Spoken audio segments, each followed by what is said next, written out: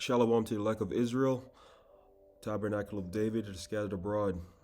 All praises to YAHAWAH, BAHASHAM, YAHAWASHI, BAHASHAM, QADASH.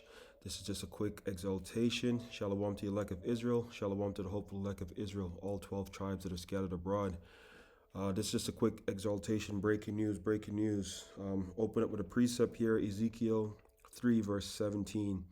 Son of man, I have made thee a watchman unto the house of Israel. Therefore, hear the word at my mouth and give them warning for me. This is just a quick lesson here, a breaking news of an article that I just popped on my feed here from The Guardian. It says, at least 73 dead in blasts at memorial for assassinated Iranian commander. 2 explosions have killed at least 73 people and injured scores more at a memorial ceremony for Iran, marking the 4th anniversary of U.S. killing of Qasem Soleimani, the head of Iran Quds Force and one of the most powerful men in the Middle East, as we know that area is East Asia. A senior official called the blast a terroristic attack without elaborating on who could be behind them. Initial eyewitness report spoke of 2 of the explosions 10 minutes apart in the south central of Kerman, while some reports spoke of 4 different explosions, suggesting that the incident was a highly sophisticated attack. State-run media in Iran cited Babak Yataparsky, a spokesman for the country's emergency service, as saying 73 people had been killed and 170 wounded. Initially, local officials said it was not known if the explosions were owing to the gas canisters or suicide bombers.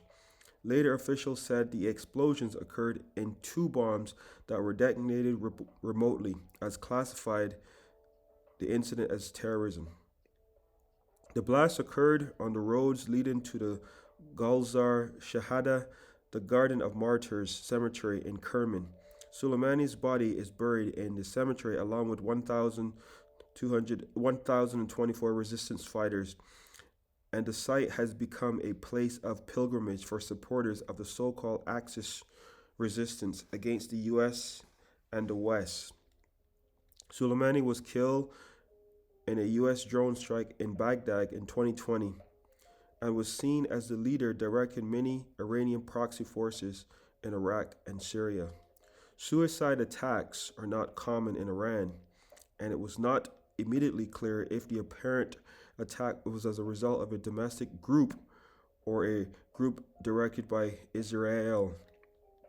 Iran had recently said it had eradicated a group backed by the Mossad, the Israeli state secret service.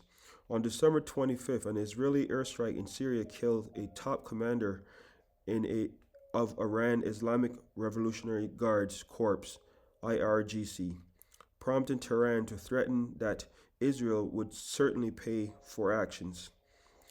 Iranian state media identified the commander as Razi Muzavazi, a senior advisor of the IRGC Quds Force, saying he has been killed in an airstrike near Syrian capital Damascus.